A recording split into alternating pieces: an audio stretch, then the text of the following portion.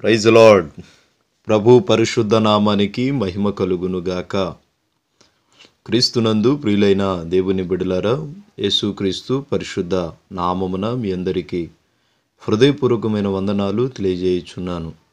మీరందరూ బాగున్నారని విశ్వసిస్తున్నాను. ప్రభు సన్నిధిలో దైవ సేవకునిగా ప్రార్థన చేస్తున్నాను. క్రీస్తునందు ప్రియులైన దేవుని బిడ్డలారా, ఈ దిన విశ్రాంతి కూడికలో పాలు పంపులు పొందుతున్న మీరందరూ ధన్యులు. దేవుడు మిమ్మును మీ కుటుంబాలను దీవించునుగాక. కొన్ని అనివార్య కారణాల వలన ఈ దినము వాక్య సందేశమును అందించుటకు మీ మధ్యలోకి రాలేకపోయినాను. కనుక ఈ ఆడియో లీకును బట్టి దేవుని వాక్యమును మీకు అందించాలని ప్రభు ఇచ్చిన ప్రేరణను బట్టి ప్రభు సన్నిధిలో కొద్ది నిమిషాలు మీతో మాట్లాడాలని, దేవుడు మనందరితో మాట్లాడాలని ఆశపడుతున్నాను. దేవుని వాక్యాన్ని కొద్ది నిమిషాలు మనం ధ్యానం చేద్దాం. పరిశుద్ధ గ్రంథమైన బైబిల్ నుండి మత్తయి శుభవర్తమానం 6వ అధ్యాయం 6వ వాక్యం 5వ వాక్యం నుంచి మనం చదువుదాం. మరియు మీరు ప్రార్థన చేయనప్పుడు వేషధారుల వలె ఉండవద్దు. ప్రియులరా, మనము ప్రార్థన చేసేటప్పుడు మనము దేవుని సన్నిధికి వెళ్ళి మన విన్నపములను విన్నవించుకునేటప్పుడు వాక్యము సెలవిస్తుంది కదా, వేషధారుల వలె ఉండవద్దు. ఈనాడు చాలామంది వారి ఆధ్యాత్మిక జీవితంలో వేషధారపు భక్తిని చేస్తున్నారు. వాక్యము సెలవిస్తుంది, మీరు ప్రార్థన చేసేటప్పుడు మనుషులకు కనబడు రీతిగా, మనుషులు మెప్పు కొరకు, మనుషుల ఘనత కొరకు, మనుషుల యొక్క మెప్పుదల కొరకు, ఆలోచన కొరకు మీరు ప్రార్థన చేయవద్దు. ఎందుకంటే మీరు స్తుతిస్తున్న సర్వోన్నతుడైన దేవుడు మీ ప్రార్థనకు జవాబుని ఇవ్వాలంటే మీరు ప్రార్థించే ప్రార్థన వేషధారి వలె ఉండవద్దు. ప్రియులరా, దేవుడు వాక్యము సెలవిస్తుంది కదా, నేను వేషనైనా క్షమిస్తానేమో కానీ వేషధారిపు భక్తిని చేసేవారిని క్షమించనంటున్నాడు. ఈనాడు చాలామంది వారి ఆధ్యాత్మిక జీవితంలో వేషధారపు భక్తి చేస్తున్నారు, మనుషుల ముందు నటిస్తున్నారు. కానీ దేవుని దగ్గరకు వచ్చేసరికి వారి నిజ స్వరూపాన్ని బట్టబయలవుతుంది. వాక్యము సెలవిస్తుంది, దేవుని జనాంగమా, దేవుని పాదాల చెంతకు వచ్చి నీవు కానీ నేను కానీ వాక్యపు అనుగుణలో నడవటానికి నడుము కట్టబడాలి. దేవుని వాక్యపు క్రియలలో మన జీవితాలను సరిచేసుకోబడాలి. దేవుని చిత్తానికి మమ్మల్ని మనము పరీక్షించుకోవాలి. ఎవరో వచ్చి ఇలా ఉండు అలా ఉండు అని చెప్తే సరిపోదు కదా. మనలను మనము క్రీస్తుకు అంటుకట్టబడిన జీవితమును కలిగి జీవిస్తున్నామా లేదా అని యోచించుకోవాలి. నా ప్రియదేవుని సంగమా, వాక్యము సెలవిస్తుంది, మీరు నా యొద్దకు వచ్చి ప్రార్థన చేయనప్పుడు వేషధారుల వలె ఉండవద్దు. మనుషులకు కనబడు రీతిగా మీ ప్రార్థన విన్నపములు నా సన్నిధిలో అర్పింపవద్దు, నా సన్నిధిలో ప్రార్థన చేయవద్దు. మనుషుల మెప్పు కొరకు, మనుషుల ఘనత కొరకు, మనుషుల యొక్క ఆలోచన ప్రకారంగా మనుషులు ఏమో అనుకుంటారని, నా గురించి గొప్పగా అనుకోవాలని మీరు దేవుని సన్నిధికి వచ్చి మొరపెట్టవద్దు. మీరు ప్రార్థన చేసినప్పుడు మీ ప్రార్థన సర్వోన్నతుడైన దేవునికి వినబడులాగున, ఆయన మీ ప్రార్థన అంగీకరించులాగున, ఆయన మీ ప్రార్థనకు జవాబిచ్చులాగున, ఆయన మీ ప్రార్థనకు సమాధానమిచ్చులాగున, ఆ ప్రార్థనలో నీవు అన్నిటినీ పొందుకున్నావని నమ్మేటట్టు ప్రార్థన చేయాలి. నమ్మికొండాలి. నమ్మకం అనేది చాలా విలువైనది. నమ్మకమైన జీవితాన్ని చేసేవారిగా ఈనాడు మనము జీవించాలి. నాడు నీవు చేసే ప్రార్థనలో నమ్మకత్వము దాగి ఉన్నదా? నమ్మకమైన సేవకుడిగా, నమ్మకమైన విశ్వాసిగా, నమ్మకమైన కుమారుడిగా, ఒక మంచి తల్లిదండ్రులకు నమ్మకమైన బిడ్డగా, ఒక మంచి బిడ్డకు మంచి తల్లిదండ్రులుగా, నమ్మకమైన తల్లిదండ్రులుగా నీవు మారావా? వాక్యం సెలవిస్తుంది, నీవు వేషధారి వలె ప్రార్థించవద్దు. మనుషులకు కనబడవలనని సమాజ మందిరములోను, వీధులలోను, మూలుగులలోను నిలిచి ప్రార్థన చేయుట వారికి ఇష్టము. వారు తమ ఫలమును పొంది ఉన్నారని నిశ్చయముగా మీతో చెప్పుచున్నాను. ప్రియులారా, వాక్యము సెలవిస్తుంది, నీవు ప్రార్థన చేయనప్పుడు గదిలోనికి వెళ్ళి తలుపు వేసుకొని రహస్యమందు చూచుచున్న నీ తండ్రికి ఫలమును పొందాలి కదా. మీరు ప్రార్థన చేయనప్పుడు వేషధారుల వలె ఉండవద్దు, మనుషులకు కనబడవలనని సమాజ మందిరములోనికి వీధుల మూలలలోనూ నిలిచి ప్రార్థన చేయుట అది వారికి ఇష్టం. ఎందుకంటే వారు వేషధారులు, వారు తమ ఫలమును పొంది ఉన్నారని నిశ్చయముగా మీతో చెప్పుచున్నాను. అయితే నీవు ప్రార్థన చేయునప్పుడు నీ గదిలోనికి వెళ్ళి రహస్యమందు చూచుచున్న నీ తండ్రికి ప్రార్థన చేయుము. అప్పుడు రహస్యమందు చూచుచున్న నీ తండ్రి నీకు ప్రతిఫలం ఇచ్చును. మరియు మీరు నాకు ప్రార్థన చేయనప్పుడు అన్యజనుల వలె కాక తమ మనవి వినబడునని వారు తలించుచున్నారు. మీరు వారి వలె ఉండకుడి. అన్యజనులు అనుకుంటారు వారు చేసే కొద్దిపాటి ప్రార్థనైనా దేవుడు వింటున్నాడు అనుకుంటున్నారు. మరలా వెళ్ళి పాపములు పడిపోతారు, మరలా వెళ్ళి అతిక్రమములు దాచిపెట్టుకుంటారు, మరలా దేవునికి విచారమును పుట్టిస్తారు, దేవుని దుఃఖపరుస్తారు. ప్రియులారా, ఇదిగో వాక్యము సెలవిస్తుంది, మీరు ఆ విధముగా ఉండవద్దు. మీరు అన్యజనుల వలె ప్రార్థన చేయవద్దు, అన్యజనుల వలె వేషధారుల వలె ఉండవద్దు, అన్యజనుల వలె మీ బ్రతుకును ఉంచుకోవద్దు, వేషధారి వలె మీరు ఉండవద్దు.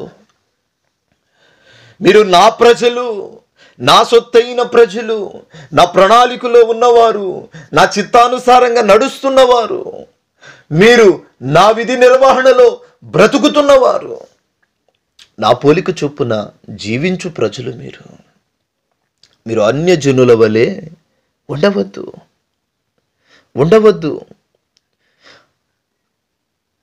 మీరు ప్రార్థన చేయనప్పుడు అన్యజనుల వలె వ్యర్థమైన మాటలు వంచవద్దు.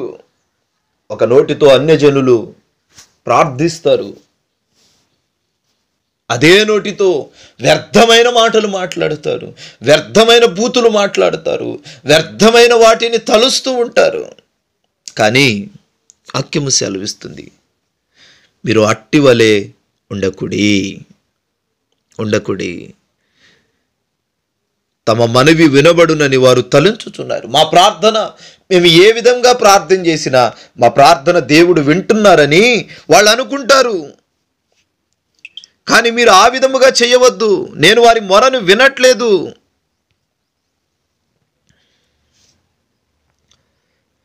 మీరు మీ తండ్రిని అడుగక మునిపే మీకు అక్కరగానున్నవేవో ఆయనకు తెలియను. కాబట్టి మీరు ఇలాగూ ప్రార్థించండి.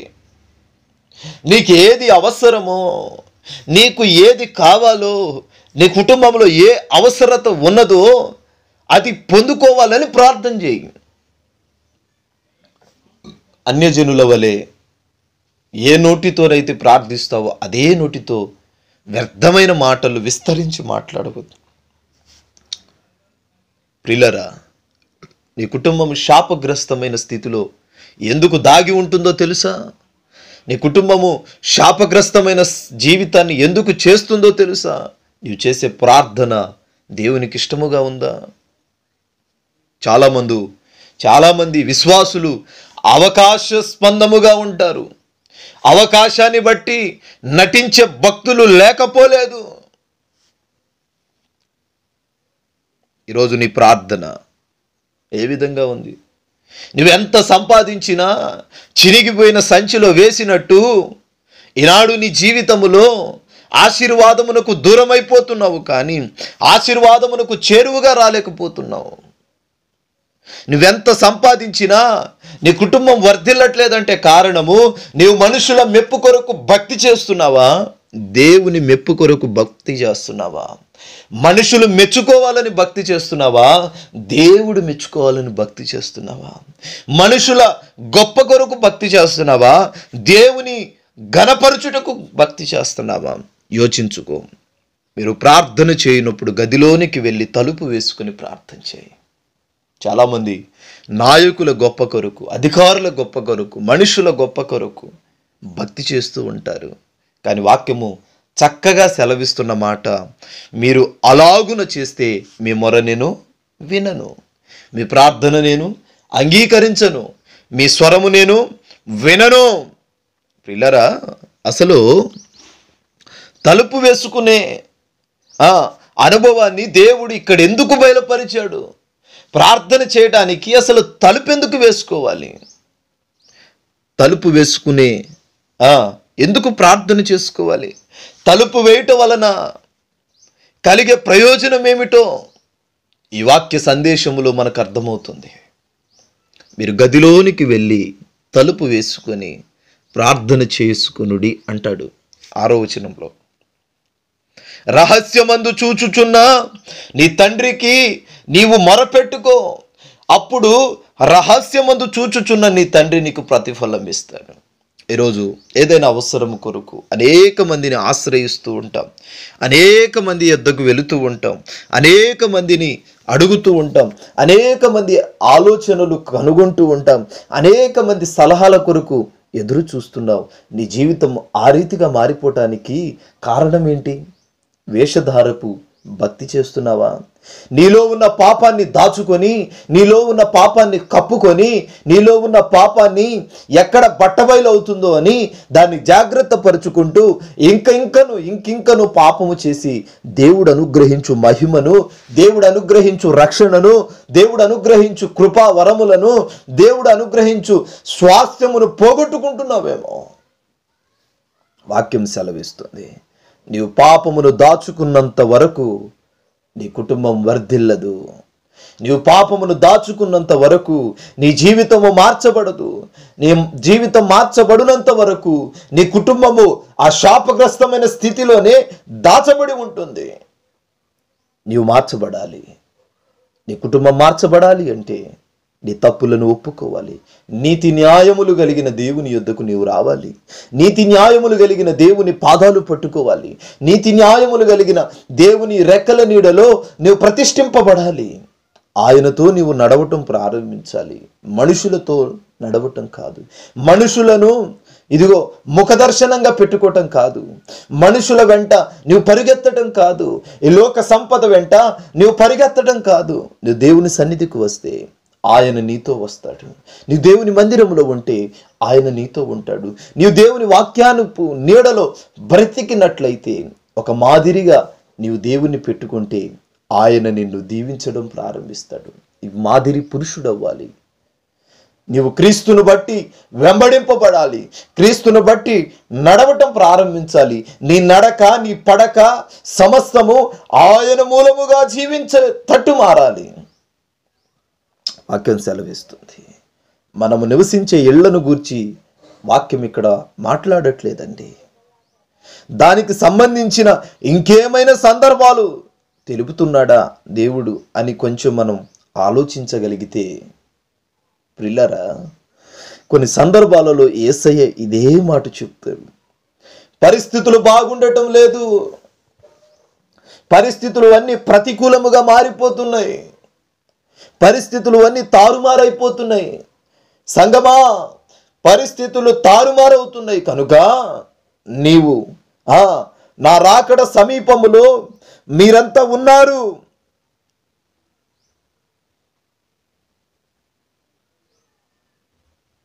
ఈనాటి రోజులను గూర్చి యేసయ్య ఆ రోజే చెప్పాడు. నా రాకడ సమీపముగా ఉంది. ఈ దినముల గురించి నేను ప్రకటన చేయట్లేదు, ఆ దినముల గురించి నేను ప్రకటన చేస్తున్నాను.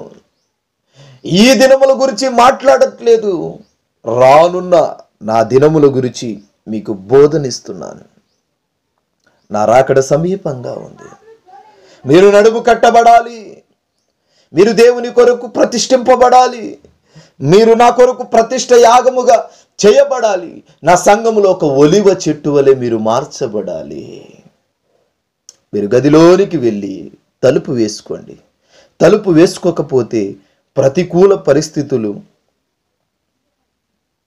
అన్నీ మారిపోతాయి. తలుపు వేసుకోకపోతే పరిస్థితులు అన్నీ తారుమారైపోతాయి. తలుపు వేసుకోకపోతే పరిస్థితులన్నీ ప్రతికూలమైపోతాయి. ఈనాడు నీవు తలుపు వేసుకొని ప్రార్థిస్తున్నావా? ప్రియులరా, హృదయం అనే కిటికీలు తెరిచి, ప్రియులరా, హృదయం అనే తలుపులు మూసుకొని ప్రార్థన అనే కిటికీలు తెరిచి నువ్వు ప్రార్థించగలగాలి. నువ్వు ప్రార్థన చేసేటప్పుడు సాతానుడు వ్యర్థమైన ఎన్నో ఆలోచనలు కలుగచేస్తూ ఉంటాడు, వ్యర్థమైన మాటలను తట్టుతూ ఉంటాడు, వ్యర్థమైన క్రియలు చేస్తూ ఉంటాడు, వ్యర్థమైన పరిస్థితులు, వ్యర్థమైన ఆలోచన భావాలను నీకు కలగచేస్తూ ఉంటాడు. కానీ వాటన్నిటిని నీవు దూరపరచాలి. మీరు గదిలోనికి వెళ్ళి తలుపులు వేసుకోండి. తలుపులు వేసుకోకపోతే పరిస్థితులు అన్నీ ప్రతికూలముగా ఉంటాయి. తలుపులు వేయటం వలన ఆశీర్వాదాలు వస్తాయి అంటే ఈనాడు చాలా మంది తలుపులు వేసుకొని ఇళ్లలోనే ఉండి ప్రార్థన చేసేవాళ్ళు లేకపోలేదు. ఈనాడు తలుపులు వేయటానికే ఎక్కువ ప్రాధాన్యత ఇస్తారు. వాక్యపు వెలుగులలో వారి జీవితాలను సరిచేసుకోకుండా వేషధారిపు భక్తి చేసుకున్న భక్తులు లేకపోలేదు.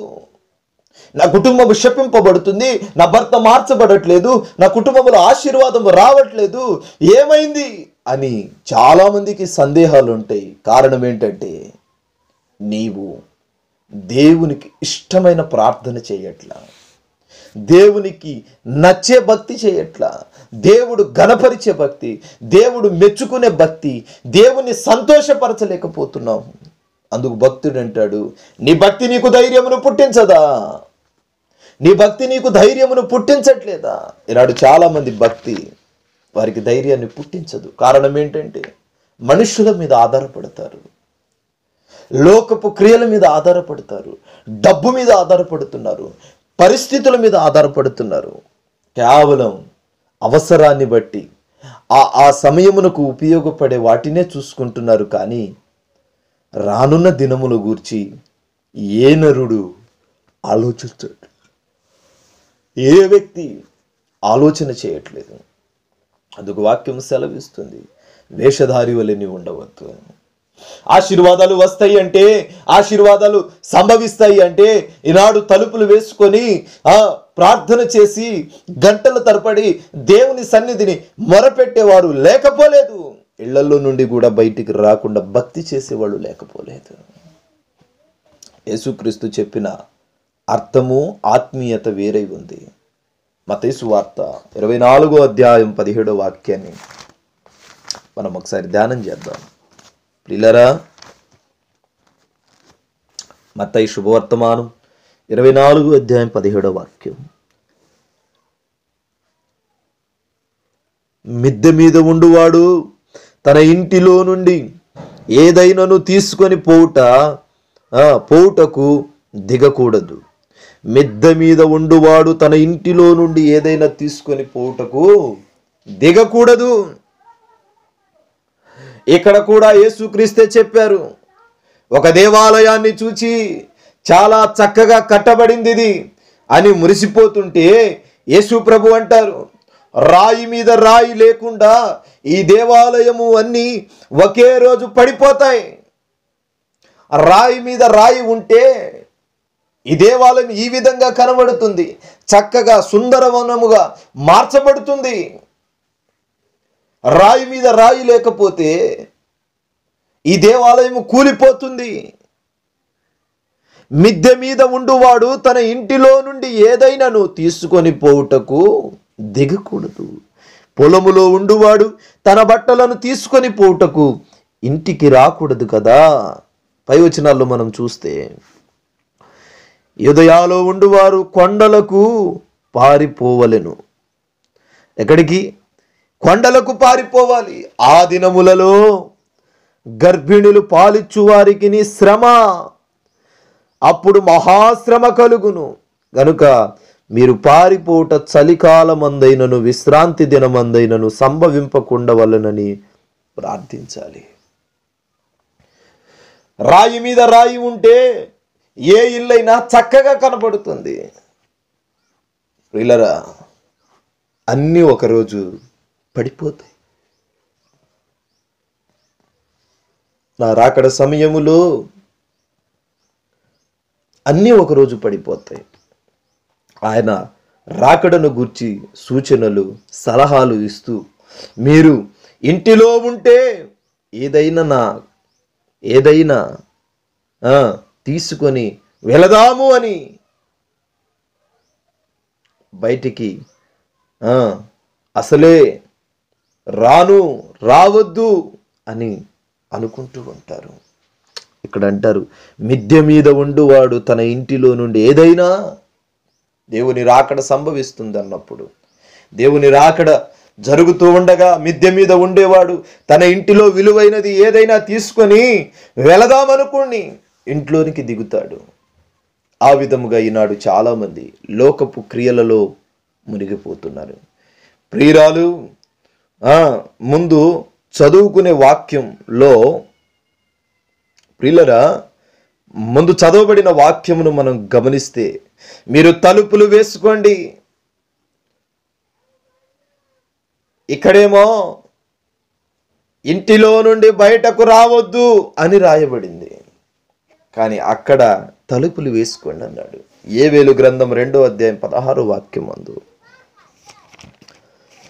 నా యేసయ్యా నీ కృప చాలునయ్యా, కృంగిన స్థితిలో నాతో నడచి నీ ప్రేమ చాపావయ్యా, నా బ్రతుకే భారమై నా వెంట ఉండి నాతో నడిచావయ్యా, యేసయ్యా నాతో నడిచావయ్యా, నాతో నడిచావయ్యా, యేసయ్యా నాతో నడిచావయ్యా. యోవేలు గ్రంథం 2వ అధ్యాయం 16వ వాక్యం, జనులను సమకూర్చుడి, సమాజ కూటమును ప్రతిష్ఠించుడి, పెద్దలను పిలువనంపించుడి, చిన్నవారిని సస్యపానమును చేయు బిడ్డలను తీసుకొని రండి. పెళ్లి కుమారుడు అంతఃపురములో నుండి పెళ్లి కుమార్తె గదిలో నుండి రావలెను. యెహోవాకు పరిచర్య చేయు యాజకులు మండపమునకును బలిపీఠమునకును మధ్య నిలవబడి కన్నీరు విడుచుచు, యెహోవా నీ జనుల ఎడల జాలి చేసుకొని అన్యజనుల వారి మీద ప్రభుత్వము చేయునట్లు వారిని అవమానమునకు అప్పగింపకము, లేని ఎడల అన్యజనులు వారి దేవుడను ఏమాయనందును కదా అని వేడుకొనెను. ప్రియులారా, ఎవరు ఈ పెళ్లి కుమారుడు, ఎవరు ఈ పెళ్లి కుమార్తె అంటే యేసుక్రీస్తు ప్రభుల వారు పెళ్లి కుమారుడిగా పోల్చబడ్డాడు, సంఘము పెళ్లి కుమార్తెగా పోల్చబడింది. ఒక పెళ్లి కుమారుడు పెళ్లి కుమార్తె కొరకు ఎదురు చూస్తాడో అలాగునే యేసయ్య కూడా సంఘము కొరకు ఎదురు చూస్తున్నాడు. మన హృదయం అనే గదిలో యేసయ్యను గూర్చి ప్రతి క్షణం తప్పించాలి, ప్రతినిత్యము ఆయన ధ్యానమును చేయాలి, ప్రతినిత్యము ఆయన్ని స్మరించుకుంటూ ఉండాలి. మనము మన యేసయ్యకే తలుపులు తెరవాలి, కానీ మిగతా లోక సంబంధమైన వేటి కొరకు తలుపులు తీయకూడదు, తలుపులు వేసుకొని ఉండాలి. ఇది ఒక ప్రార్థనా జీవితానికి పోల్చబడింది. పూర్తిగా మనము యేసుక్రీస్తు మీద ఆధారపడి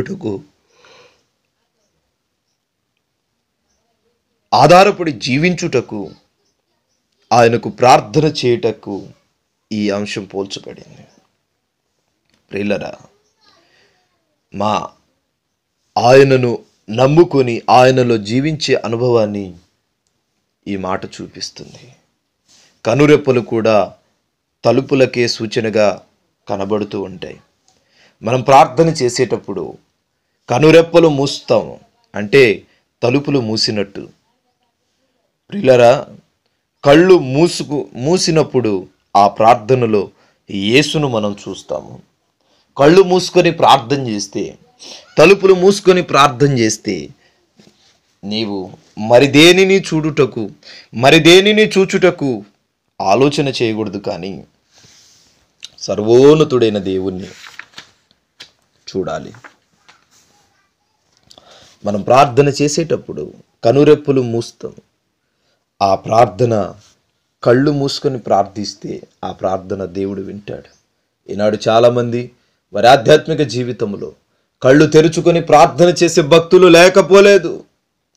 కళ్ళు తెరిస్తే ఈ భౌతిక ప్రపంచం కనబడుతుంది, కళ్ళు తెరిస్తే పాపం కనబడుతుంది, కళ్ళు తెరిస్తే ఐహిక విచారములు కనబడతాయి, కళ్ళు తెరిస్తే చీకటి సంబంధమైన క్రియలు కనబడతాయి, కళ్ళు తెరిస్తే లోక సంబంధమైన వ్యభిచారపు క్రియలు, జారత్వపు క్రియలు, జారిపోయే స్వభావాలు, పాపపు తలంపులు కనబడతాయి, ధన ఆశలు కనబడతాయి, శరీరాశ, నేత్రాశ, జీవపు డంబాలు కనబడతాయి.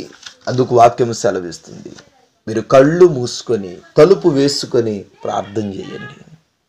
కొన్ని ఆశీర్వాదాలు మనము పొందటానికి, కొన్ని మన జీవితంలో ప్రవేశించకుండా ఉండటానికి, ఆధ్యాత్మిక జీవితంలో మనం తలుపులు వేసుకునే అనుభవంలోకి రావాలి. మొట్టమొదటిది, మనము ప్రార్థన చేసేటప్పుడు వేషధారుల వలె ప్రార్థించకూడదు. దేవుని బిడలుగా ప్రార్థన చేయాలి.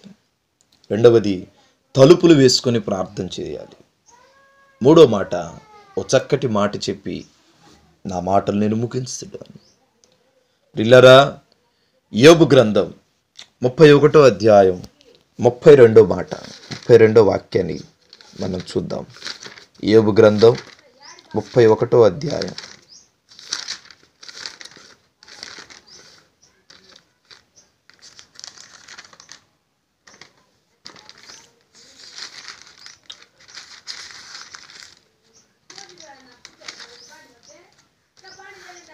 31:32 వచనం. పరదేశిని వీధిలో ఉంచకుండా నా ఇంటి వీధి తలుపులు తెరిచి తిని గదా, ఆదాము చేసినట్లు నా దోషములను దాచిపెట్టుకొని మహాసమూహ పాపమునకు భయపడియు కుటుంబములను తిరస్కారమునకు జడియను నేను మౌనముగా ఉండి ద్వారమును దాటి బయలు వెళ్ళక రొమ్ములో నా పాపమును కప్పుకొనిన ఎడల పరమునున్న దేవుని దృష్టికి నేను వేషధారిని అగుదును. నీవు చేసే పాపము నీవు దాచుకొని, నీ రొమ్ములో నీ పాపమును చేర్చుకొని, నీవు ఎంత ప్రార్థన చేసినా నీవు దేవుని దృష్టి కంట వేషధారి వలె కనబడతాడు. 30 వచనాలు చదివితే, నేను ఇలాగు చేయలేదు, అతని ప్రాణమును నేను శపింపలేదు, పాపము చేయుటకు నా నోటికి నేను చోటివ్వలేదు, అతడు పెట్టిన భోజనమును తిని తృప్తి పొందని వానిని చూపింపగలవారెవరని నా గుడారమందు నివసించువారు పలుకని ఎడల పరదేశిని వీధిలో ఉంచకుండా. ప్రియులారా, పాపము చేయుటకు నా నోటికి నేను చోటివ్వట్లేదు అంటున్నాడు యోబు. మనకు దగ్గర బంధువు కాకపోయినా శోధన అని మనకు తెలిసిన వెంటనే మనకు గుర్తుకొచ్చే ఒక గొప్ప వ్యక్తి యోబు. యోబు గారికి ఇల్లు కూలిపోయింది, 10 మంది పిల్లలు చనిపోయారు, ఆస్తులు కూలిపోయాడు, భయంకరమైన అనారోగ్యం. ఇక చిల్లపెంకులు తీసుకొని గోరుకుంటూ ప్రియులారా తన జీవితాన్ని ఇదిగో శపితమైన కోణములో అలుచుకుంటూ ఉన్నాడు. చిల్లపెంకు తీసుకొని శరీరాన్ని గోక్కుంటూ ఉన్నాడు. ఇప్పుడు ఈయన గారిని ఎవరు తెరవమన్నారు? ఈ ఇంటి తలుపులు. చాలామంది వీధిలో ఉండే రోగాన్ని వీధిలో ఉండనివ్వకుండా తన జీవితంలోనికి తెచ్చుకున్న వారు లేకపోలేదు కదా. కయ్యూనుతో అంటాడు, వాకిట పాపము పొంచి ఉన్నది. ఇక్కడ యోబు అంటాడు కదా, పాపము చేయుటకు నా నోటికి నేను చోటివ్వలేదు. కయ్యూను అంటాడు, వాకిట పాపము పొంచి ఉన్నది. ఎలీషా ఇంట వాకిట ముందు కుష్ఠిరోగి అయిన నయమాను నిలిచి ఉన్నాడు. వీధిలో పాపము రోగము నిలిచి ఉంటుంది. వీధిలో జాగ్రత్తగా ఉండాలి. కారణం, వీధిలో పాపం ఉంటుంది, వీధిలో రోగం ఉంటుంది, వీధిలో అస్వస్థత ఉంటుంది. కనుక దేవుని బిడ్డలైన మనము వీధిలో ఉండకూడదు, బజారుల్లో తిరగకూడదు. ప్రియులారా, వాక్యం సెలవిస్తుంది, వీధిలో పరదేశి తిరుగుతూ ఉంటాడు. ఎందుకంటే వాడికి దారి ఉండదు, వారికి ఇల్లు ఉండదు, స్థిరమైన స్థావరం ఉండదు. వారికి స్థిరమైన స్థావరం లేకపోతే ఎవరి ఇంటిలోకి, ఎవరి జీవితంలోకి, ఎవరి హృదయంలోకి జ్వరపడదామని వాడు ఆలోచిస్తూ ఎదురు చూస్తూ ఉంటాడు. అప్పుడు నువ్వు కానీ చోటిస్తే వీధిలో ఉండే సాతాను పరదేశికి నీవు స్వదేశి అయిపోతావు. సాతాను వీధిలో ఉండేవాడు, ఇంటిలో ఉండేవాడు కాదు. వీధిలో ఉండవలసిన పరదేశిని వీధిలో ఉంచకుండా ఇంట్లోకి రావటానికి తలుపులు తెరచి పెట్టుకుంటున్నాడు యోబు. అసలు ఎవరు తెరవమన్నారండి యోబును? తలుపు వేసుకోమన్నప్పుడు వేసుకుంటే బయట ఉన్న రోగము, పాపము, సాతాను, అప్పుల సమస్యలు, పిల్లలు చనిపోరు కదా. తలుపులు వేసుకోమన్నప్పుడు వేసుకుంటే బయట ఉన్న రోగము లోపలికి రాదు కదా, పాపము లోపలికి చొరపడదు కదా, సాతాను నీ ఇంట్లోకి రాడు కదా. సాతాను ఒక పరదేశిగా ఉన్నాడు, మనము పరదేశిని స్వదేశిగా మార్చుకుంటున్నాం. పరదేశిగా వచ్చే సాతాన్ని ఇల్లిచ్చి, స్థానం ఇచ్చి, హృదయములో చోటిచ్చి, ఓ చక్కటి గుడారమును కట్టించి, స్థలం ఇచ్చి వాడి స్వదేశిని చేస్తున్నాం. దేవునికి ఇవ్వవలసిన హృదయమును వాడు జ్వరబెడుతున్నాడు. ఉదాహరణకి ఒక ఆమె దయ్యం పడితే ఆమెలోని దయ్యం అంటది, మీరు వచ్చింది ఇప్పుడు, నేను వచ్చింది ఎప్పుడో. సీనియరా నువ్వు అని అంటే, నువ్వా సీనియర్ అంటుంది ఆమె.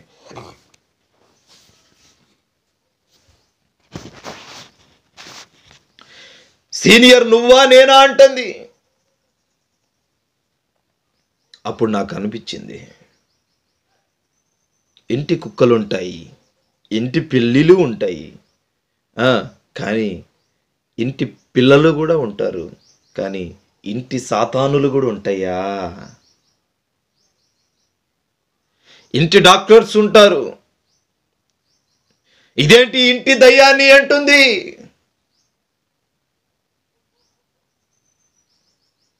ప్రియులరా, ఈనాడు చాలామందికి వారి జీవితాలలో ఇంటి కుక్కలు ఉన్నాయి, ఇంటి పిల్లిలు ఉన్నాయి, ఇంటి డాక్టర్లు ఉన్నారు వైద్యాలు చేయటానికి. అలాగునే ఇంటి దయ్యాలు కూడా ఉన్నాయి. దేవునికి ఇవ్వవలసిన హృదయము ఇవ్వకపోతే, దేవుని హృదయములో చేర్చుకోవలసిన మనము చేర్చుకోకపోతే మన ఇళ్లలో దురాత్మ జ్వరబడుతుంది. సాతానుగాడు వచ్చేస్తాడు. వీధిలో ఉండవలసిన పరదేశిని మనము మన హృదయంలో చేర్చుకోవటం అవకాశం ఇస్తే చాలు, ఎప్పుడు జ్వరబడదామని వాడు ఎదురు చూస్తున్నాడు. అయితే ఆ దయ్యముతో 7 సంవత్సరాలతో ఏం చేసావు ఈ మనిషిని అని అంటే, ఆ దయ్యం అంటుంది, వాళ్ళ తాతను చంపేశాను, వాళ్ళ అమ్మా నాన్నలను చంపేశాను, వీడిని కూడా చంపేద్దామని ఇతనిలో జ్వరబడ్డాను. వాళ్ళ తాత అమ్మమ్మలను చంపేసిందంట, ఒక దశ పోయింది. వాళ్ళ తల్లిదండ్రులను చంపేశాను యాక్సిడెంట్ చేయించి, రెండో దశ పోయింది. ఇప్పుడు ఈయన్ని కూడా చంపేస్తే ఇంతటితో ఈ ఇంట్లో ఉన్న సమస్య పోతుంది, ఇంకో ఇంటిని వెతుక్కోవచ్చు నేను అని మాట్లాడుతుందండి ఒక దురాత్మ పట్టిన ఒక యవనస్తుడు, ఓ దురాత్మ పట్టిన ఒక యవనస్తురాలు. పిల్లరా, వీడిని చూడు ఎలా చేశానో అంటుంది.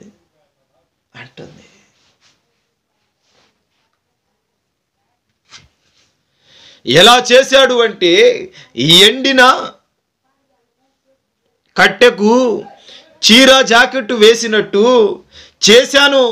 జుట్టంతా ఊడిపోయిందండి ఆమెది. నేను రావటంతోనే తన భర్తను అడిగాను, అన్నా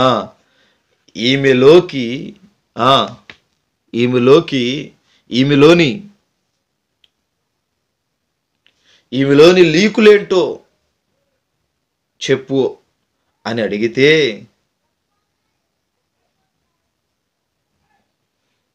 అతడు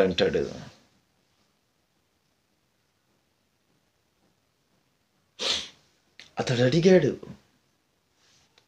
అన్నా ఈమెలో ఉన్న అసలు లీకులేంటి, అసలు ఈమె ఎందుకు ఎట్లా ప్రవర్తిస్తుంది, అసలు ఆమె ఇట్లా ఎందుకు చేస్తుంది అని అడిగితే, ఈమెలో ఉన్న లీకులేంటి అని అతడు నన్ను అడిగితే, నేనేమైనా పంచర్లు వేసేవాడినా? అసలు లీకులేంటి అని తీరా చూస్తే ఆమె లీకులేంటంటే అనారోగ్యపు క్రియను కలగచేసిన దురాత్మ. నీవు తలుపులు మూసుకుంటే పరదేశి వీధిలోనే ఉంటాడు, తలుపులు గాని తెరిస్తే నీ ఇంటిలోకి ప్రవేశిస్తాడు. ఈనాడు చాలా మంది తలుపులు తెరచి పరదేశిని ఇంట్లో చేర్చుకుంటున్నారు. మత్తయి సువార్త 4:1 ఒక చక్కటి మాట ఉంటుంది. మత్తయి సువార్త 4:1.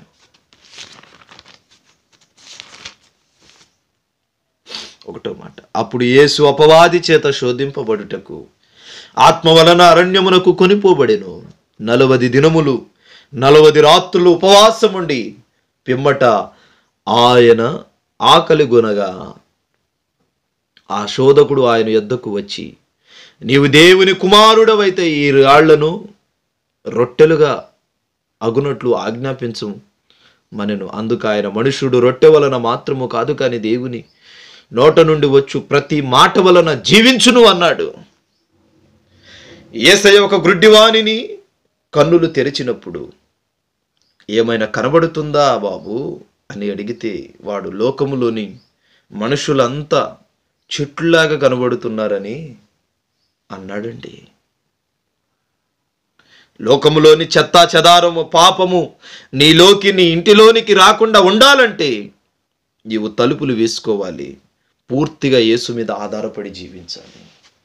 పూర్తిగా నీవు దేవుని మీద ఆధారపడకపోతే నీ జీవితము శపితమైన కోణములోనే నడిపింపబడుతుందని సేవకునిగా మనవి చేస్తున్నాను.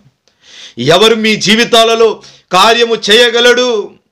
నరాలు ఉన్న నరుడు మీ జీవితాల్లో మేలు చేయగలడా? మీకు ఎంతవరకు ప్రయోజనకరంగా నరాలు ఉన్న నరుడు ఉంటాడు?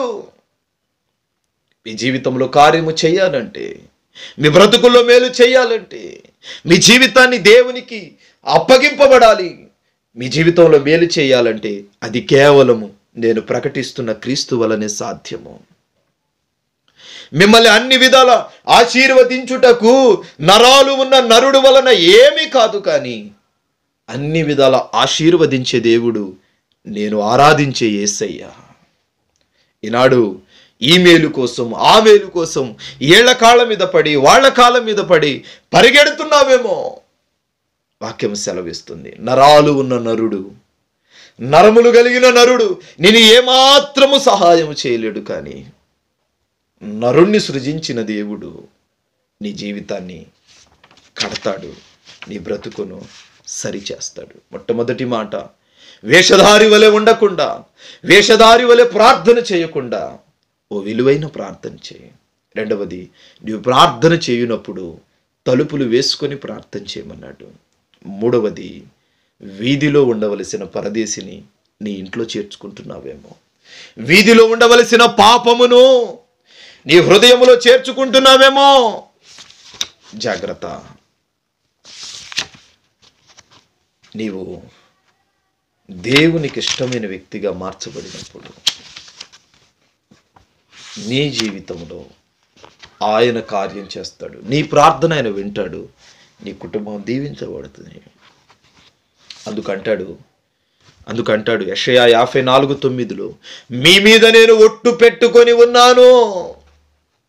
మీ జీవితంలో మేలు చేయుటకు నేను ఒట్టు పెట్టుకొని ఉన్నాను.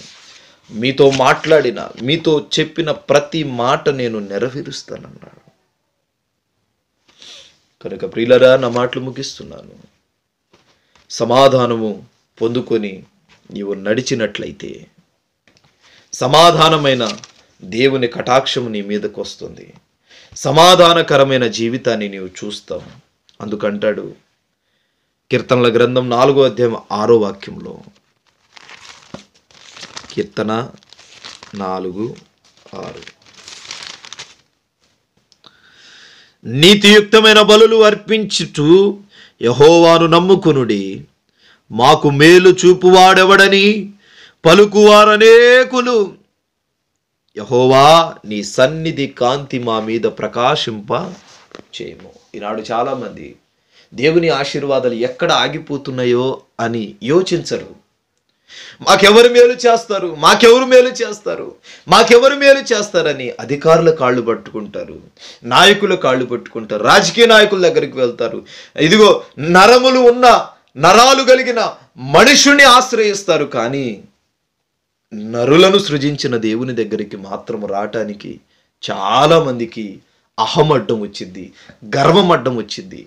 పిల్లరా, చాలా మంది దూరం అవుతారు, చాలా మంది చిన్న చూపుగా భావిస్తారు. కానీ వాక్యం సెలవిస్తుంది, భక్తుడు అంటాడు, మాకు మేలు చూపువాడెవడని, మేము చూపువాడెవడని పలుకువారనేకులు.